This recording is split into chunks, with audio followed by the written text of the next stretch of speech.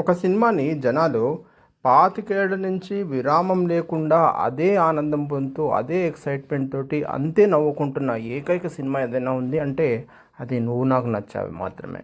2001లో release అయిన వెంకటేష్, ఆర్తి అగర్వాల్ నటించిన ఈ సినిమా ఇప్పటికీ ఈరోజు జనరేషన్‌కి కూడా అదే రకమైన ఎంటర్‌టైన్‌మెంట్ ఏమాత్రం బోర్ కొట్టకుండా ఎంటర్టైన్ చేయగలుగుతుంది. ఒక పాటలే కానీ, కామెడీయే కానీ, స్టోరీయే కానీ, ఎమోషన్సే కానీ ఎందులో చూసుకున్నా కూడా ఈ సినిమాని బీట్ చేసింది లేదు. అయితే ఈ సినిమా డైరెక్టర్ తీసిన ఏ సినిమా అయినా కూడా అంతే రేంజ్లో ఎంటర్టైన్ చేస్తున్నాయనే చెప్పాలి.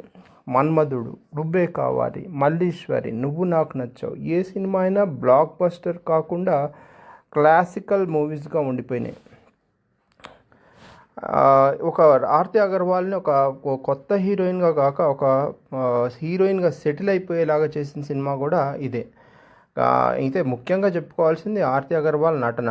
ఎక్కడా కూడా మనకు ఒక కొత్త నటిని చూస్తున్నట్టు, ఒక కొత్తగా ఇంట్రడ్యూస్ చేసిన నటిని చూస్తున్నట్టు ఎక్కడ అనిపించదు. చాలా ఈజీ తోటి ఒక 20-30 మూవీస్ చేసేసినట్టు 5-6 ఇయర్స్ అనుభవం ఉన్నట్టుగా ఆర్తి అగర్వాల్ ఈ సినిమాలో నటించిందనే చెప్పాలి. నాకు అనిపించింది చెప్తున్నాను.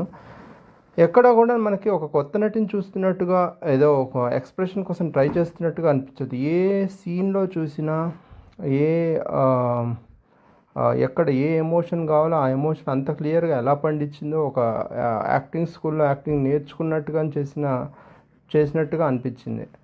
సినిమాలో చాలా చాలా ముఖ్యమైన క్యారెక్టర్స్ ఉన్నాయి. ఏ క్యారెక్టర్స్ తీసుకున్నా, ఏ నటుడిని తీసుకున్నా తనకు ఒక క్యారెక్టర్ని ఇచ్చాడు డైరెక్టర్ విజయభాస్కర్.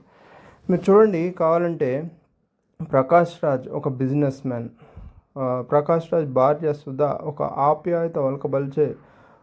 ఆప్యాయతను ఒలక్కపోసే ఒక బాధ్యత గల తల్లి, పింకీ ఒక అల్లరి చేసే పిల్ల, ఆశా శని ఒక బబ్లీగా ఉండే ఒక ఫ్రెండ్, సునీల్ కామెడీ పంచే ఒక పనివాడు, మల్లికార్జునరావు ఒక చుట్టం, పల్లెటూరు నుంచి మల్లికార్జునరావు బాబు మోహన్ పల్లెటూరు నుంచి వచ్చిన ఒక మోతుబరి ఫార్మర్స్ రైతుగా ఉండే ఒక చుట్టం. తర్వాత చంద్రమోహన్ బాధ్యత గల తండ్రి, పల్లెటూరులో ఉండే ఒక బాధ్యత గల తండ్రి, సుహాసిని ఒక అత్తయ్య పాత్ర. ఈ ఈ సినిమా మొత్తంగా చూసుకుంటే, స్టోరీ పరంగా చూసుకుంటే సెంట్రల్గా క్యారెక్టర్ మనం ఆర్తి అగర్వాల్ మీద స్టోరీ నడుస్తుందో లేకపోతే వెంకటేష్ మీద స్టోరీ నడుస్తుందో అనుకుంటాం. కానీ స్టోరీ మొత్తాన్ని మలుపు తిప్పిన క్యారెక్టర్ ఎవరు అంటే ఆశా శైని. మీకు ఆశ్చర్యంగా అనిపించవచ్చు, కానీ సినిమాలో ప్రతి సీను ఆమె మీద నడుస్తుంటుంది. సగం సినిమా ఆశా శైనియే నడిపించిందని చెప్పాలి. ఎందుకంటే మీరు బిగినింగ్లో చూసుకుంటే ఆశా శైని ఆర్తి అగర్వాల్ ఇంటికి వస్తుంది.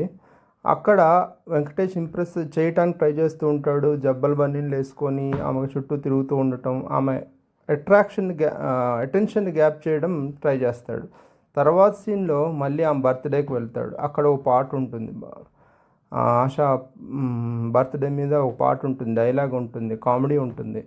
ఆ బర్త్డే ఫంక్షన్కి వెళ్ళటానికి ఆర్తి అగర్వాల్ ఒక బొకే తెమ్మంటాం. తర్వాత అక్కడ ఒక కామెడీ ఉంటుంది. ఆ తర్వాత నెక్స్ట్ సీన్స్లో చూసుకుంటే ఆర్తి అగర్వాల్ ఆశాని పెళ్ళికి వెళ్తారు.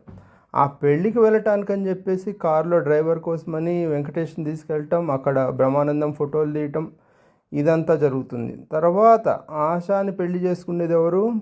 పృథ్వీరాజ్. సో పృథ్వీరాజ్, ఆశ మధ్య ఉండే కెమిస్ట్రీ, వాళ్ళిద్దరి మధ్య ఒక జరిగే రిసెప్షన్, ఆమె గురించి చెప్పమనటం, అక్కడ ఒక మందు పార్టీ, అక్కడ ఒక కామెడీ, తర్వాత అక్కడ ఒక పాట, తర్వాత మళ్ళీ రిసెప్షన్లో ఒక పాట. సో టోటల్లీ సినిమా చెప్పుకోవటానికైతే మనం వెంకటేష్ ఆర్తి అగర్వాల్ లవ్ స్టోరీ అనుకుంటాం, కానీ టోటల్ అన్ని సీన్స్ని తిప్పేది ఎవరు అంటే ఆశా శైని. సినిమా స్టోరీ విషయానికి వస్తే ఒక 4 పార్ట్స్గా చెప్పాలంటే, వెంకటేష్ ఆర్తి అగర్వాల్ ప్రకాష్ రాజ్ ఒక బిజినెస్ మ్యాన్ అయిన ప్రకాష్ రాజ్ కూతురైనటువంటి ఆర్తి అగర్వాల్ ఎంగేజ్మెంట్కి అని ప్రకాష్ రాజ్ ఓల్డ్ ఫ్రెండ్ అయిన నా చిన్ననాటి స్నేహితుడైన చంద్రమోహన్ కొడుకు వెంకటేష్ ప్రకాష్ రాజ్ ఇంటికి వస్తాడు. దీంతో ఫస్ట్ సీన్ ఎస్టాబ్లిష్ అవుతుంది. తర్వాత వెంకటేష్కి ఒక ఉద్యోగం చూపించాలి అని చెప్పేసి ప్రకాష్ రాజ్ ట్రై చేయడం, తన కంపెనీలోనే ఉద్యోగం ఇవ్వటం. ఈ ప్రాసెస్లో ఆర్తి అగర్వాల్ వెంకటేష్ ఏం పనిలోనోడు పనికిమాలినోడు అనుకోవటం, తన తండ్రి రాసిన ఉత్తరం చదివి వీళ్ళిద్దరి మధ్య కామెడీ. తర్వాత ఆ మధ్యలోనే సుహాస్ని 2-3 సార్లు రావటం, వచ్చిన ప్రతిసారి ఆర్తి అగర్వాల్ ఏదైనా ప్రేమలో పడిందా, ఎవరైనా ఇష్టపడుతుందా, ఇలాంటివన్నీ డిస్కస్ చేయటం జరుగుతాయి. ఈ సీన్స్ అన్నీ అయిపోయిన తర్వాత థర్డ్ హాఫ్లో ఆశ పెళ్ళి, ఆ పెళ్ళికి వెంకటేష్ వెళ్ళటం, మధ్యలో టైం ఉంది కదా అని చెప్పి వీళ్ళు వాటర్ వరల్డ్కి వెళ్ళటం. ఆ వాటర్ వరల్డ్లో అటు ఇటు తిరుగుతున్నప్పుడు ఆర్తి అగర్వాల్ తన ప్రేమను ఎక్స్ప్రెస్ చేయటం, తర్వాత వద్దు నాకు ఇష్టం లేదని చెప్తూనే వెంకటేష్ ఒక పెద్ద పువ్వు తెచ్చియటం. పువ్వు ఎందుకు తెచ్చిచ్చావు అంటే ఊరికే తెచ్చిచ్చానంటాడు, కానీ తన ప్రేమను ఎక్స్ప్రెస్ చేస్తున్నాడని ఆమెకు అర్థమవుతుంది. ఫోర్త్ స్టేజ్కి వచ్చేసరికి ఏదైతే బ్రహ్మానందం ఆర్తి అగర్వాల్ వెంకటేష్ ఒక ఫోటో తీశాడో ఆ ఫోటో మగపెళ్లి వాళ్ళకి అందటం, ఆ మగపెళ్లి వాళ్ళు ఈ ఫోటో చూపించి ఇంకో ₹1 కోటి ఎక్స్ట్రా అడగటం. ఇక్కడ ప్రకాష్ రాజ్ వెంకటేష్ని ప్రేమిస్తుందా ఏంటి, ఈ ప్రేమ సంగతి నాకు తెలియదు అన్నట్టుగా ఆమెను తిట్టడం.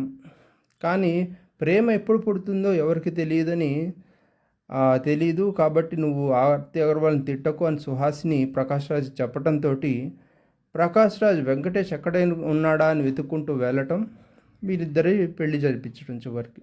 ఇలా ఒక 4 పార్ట్స్లో సినిమా జరుగుతుంది. అయితే దాదాపు 3 గంటల పాటు ఉన్న ఈ సినిమాలో ఎక్కడా కూడా మనం 3 గంటల సినిమా చూస్తున్నాము ఇంత డ్రాగ్ అవుతుంది అనేది ఎక్కడా అనిపించదు.